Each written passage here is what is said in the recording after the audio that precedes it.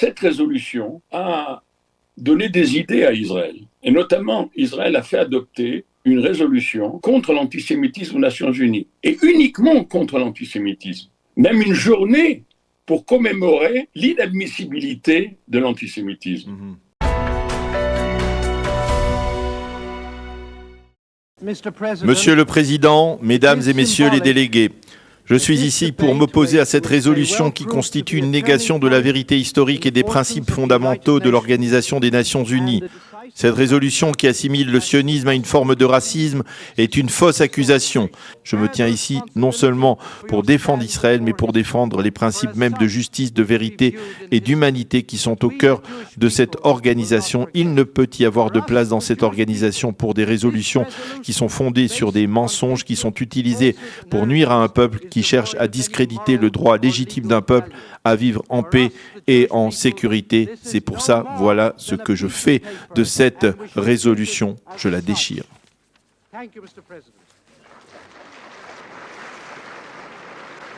Eh bien, après avoir entendu ce discours du président, de l'ancien président Chaim Herzog, qui était à l'époque donc ambassadeur d'Israël à l'ONU, nous sommes en ligne avec le docteur Yochanan Manor. Yochanan, shalom, boker tov. Boker tov. Merci d'être avec nous ce matin.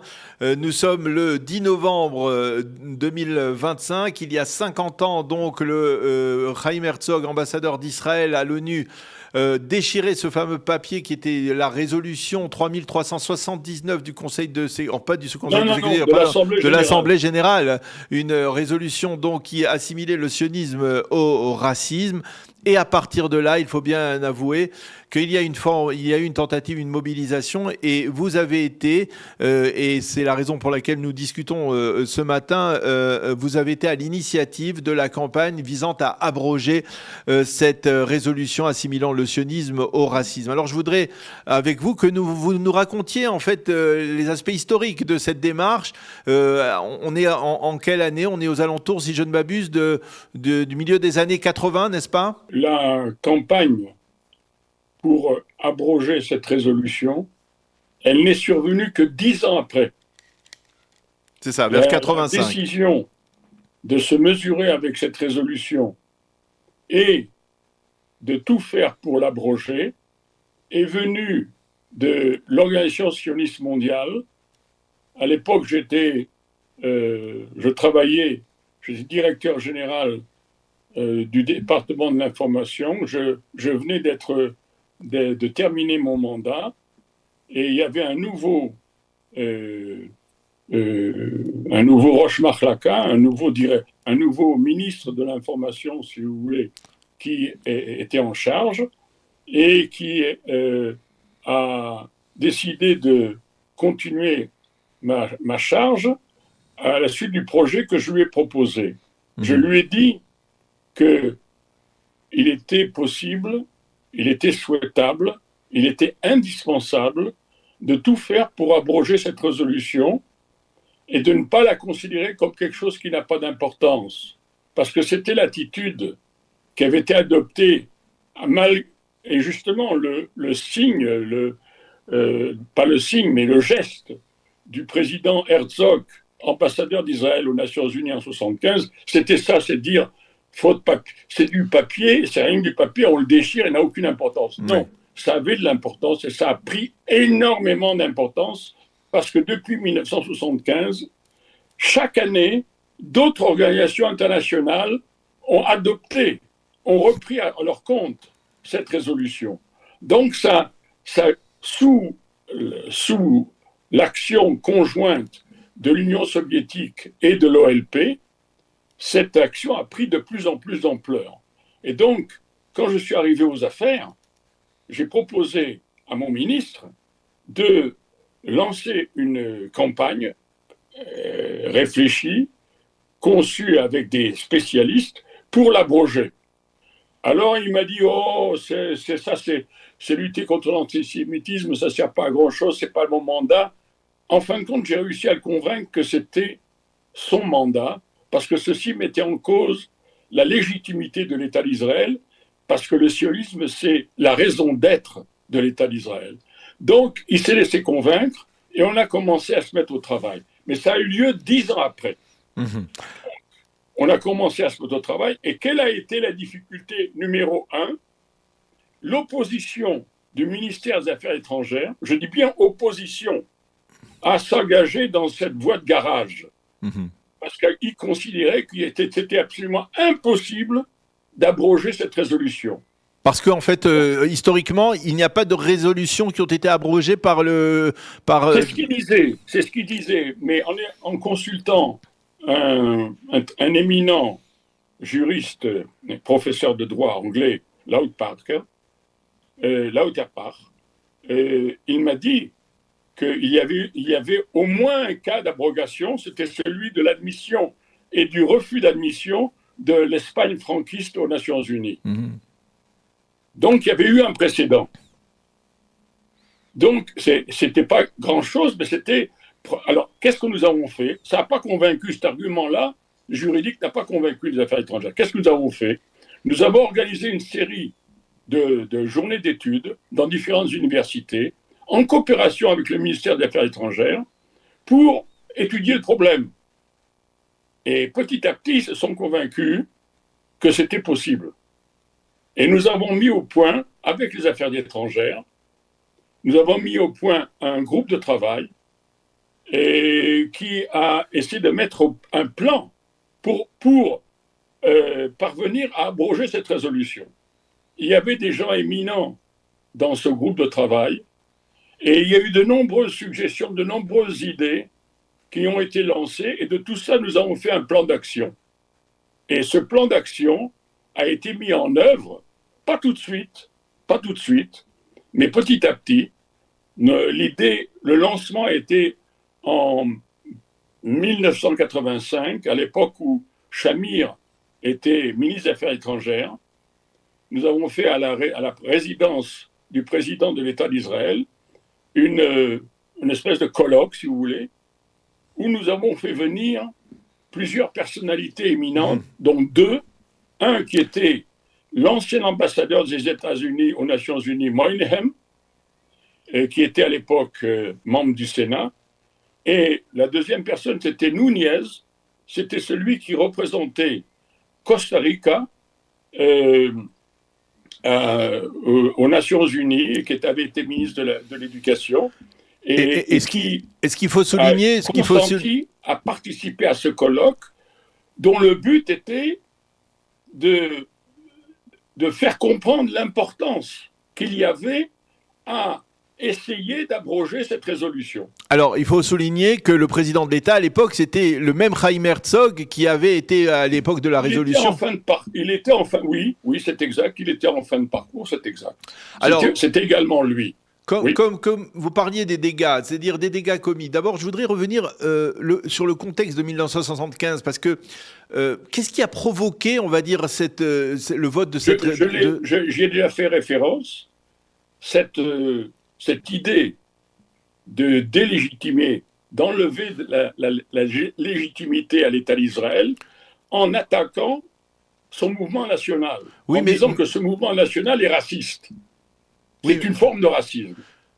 Oui, donc, mais pourtant, à l'époque, il n'y avait pas eu, on va dire, de conflit majeur. On était 2 ans après la guerre. Non. À l'époque, nous étions à l'époque où il y avait la guerre froide. Ah oui. Et la tête de la guerre froide, c'était l'Union soviétique. Et l'Union soviétique parrainait et coopérait étroitement avec l'OLP.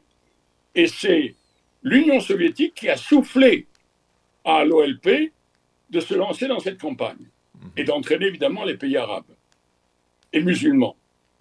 Donc, mais l'initiateur de cela, c'était l'Union soviétique. Ceux qui ont eu l'idée, parce que ce sont des idéologues, c'était encore des idéologues. Donc, c'était ça leur idée, pour porter atteinte à Israël, il faut couper sa légitimité, porter atteinte à sa légitimité en disant que son mouvement national est une forme de racisme. Et donc, effectivement, au fil des années, année après année, il veillait à ce que cette résolution soit reprise par toutes sortes d'organisations internationales. Et ça a été très très loin. Il y a des dizaines d'organisations internationales qui ont adopté cette résolution. Alors, comment vous avez réussi à inverser à renverser la vapeur et à faire voter une abrogation de cette loi? Voilà. Mais je pense que ce groupe de travail a su proposer des idées, des projets d'action qui, en fin de compte, après qu'on en ait mis en œuvre un certain nombre, on n'a pas tout mis en œuvre. Mais je vais vous donner plusieurs exemples. La première idée, ça a été de faire adopter par des parlements l'exigence d'abroger cette résolution. Nous avons commencé par les États-Unis. Les États-Unis ont adopté, le Congrès des États-Unis a adopté une résolution qui d'ailleurs s'appelait comme ça, To Right a Wrong. Ça, c'était là en tête de la publicité que nous avions publiée dans le New York Times en vue de demander au Congrès d'exiger l'abrogation de cette résolution. Et c'est le titre du livre que vous avez rédigé autour de cette campagne.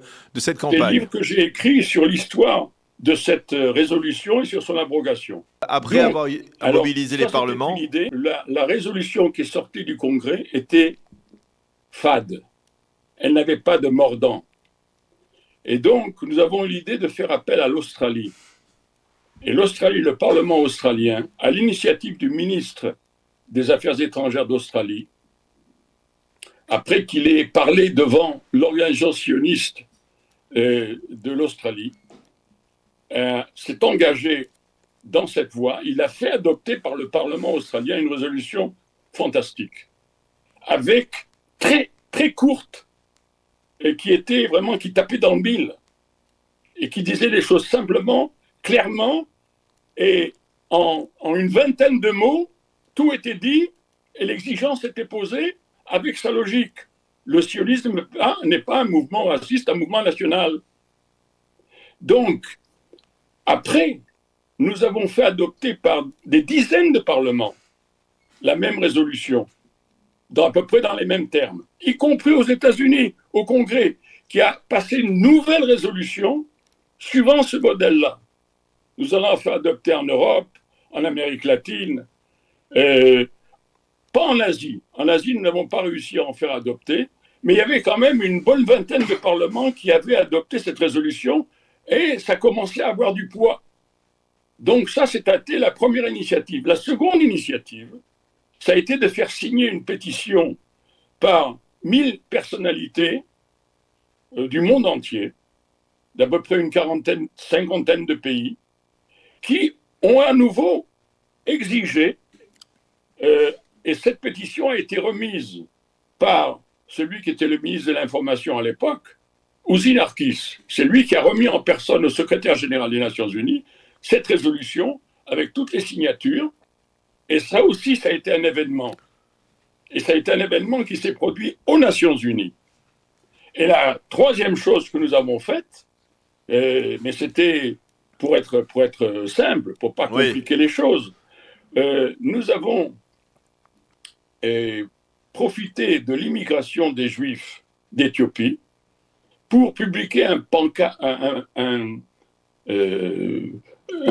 c'était un genre de carte postale, mais qu'on avait aussi comme une affiche, qu'on a pu agrandir comme une affiche, et qu'on a distribué dans le monde entier, qu'on a envoyé dans le monde entier, y compris les écoliers, qui montrait deux bras, un bras blanc, un bras noir, et qui montrait que l'essence du sionisme est nationale et non pas raciale. Donc je veux dire, voilà, c'est un peu le genre d'action que nous avons mené, sans compter les colloques innombrables que nous avons menés dans différents pays, à l'occasion de l'adoption de cette résolution par les parlements en question. Donc, alors, il a fallu attendre combien de temps? À quelle date, finalement, cette résolution a été abrogée? Ça a pris, en fin de compte, quelque chose comme presque 7 ans pour que cette campagne aboutisse à son terme. Mais, disons, déjà 3 années avant, les affaires étrangères, chaque année, comptaient le nombre de pays qui étaient déjà disposés à exiger l'abrogation. Alors, je voudrais vous poser une question. Et donc, oui, c'est donc... d'abord, il y a un changement d'atmosphère, il y a une initiative qui a commencé à prendre de l'ampleur, et on mesurait petit à petit le nombre de pays qui, bien sûr, le fait que le bloc soviétique est éclaté, ça a aussi joué beaucoup, évidemment. Mais il n'y a pas que ça, il y a tout ce qui a été préparé avant, et en fin de compte, ça aboutit à une résolution adoptée par les Nations Unies. Alors, est-ce que à l'époque, le ministre des Affaires étrangères qui s'en est, bon, c'est normal, c'était David Levy. Oui, c'est lui qui a récupéré le crédit de cette affaire. Oui, ben c'est normal.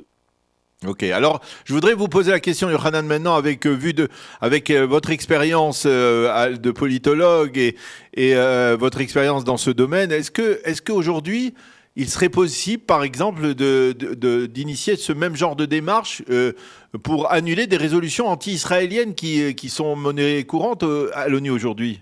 Ce que vous posez est intéressant, mais disons que ces résolutions, c'est ponctuel. Ça n'a pas une importance idéologique. Ça a une importance politique ponctuelle. Ça dénote un rapport de force, mais vous touchez à un point très important. Vous touchez à un point très important qui m'a été expliqué, qui nous a été expliqué dans un colloque que nous avons organisé, toujours dans le cadre de cette campagne, au Sénat. Et nous avions fait venir un certain Yona, ou Jonah, qui était à l'époque secrétaire général adjoint des Nations Unies, et il était, je crois, de Sierra Leone, il était son origine. Et il a expliqué qu'Israël n'avait jamais pris d'initiative auprès de ce qu'on appelle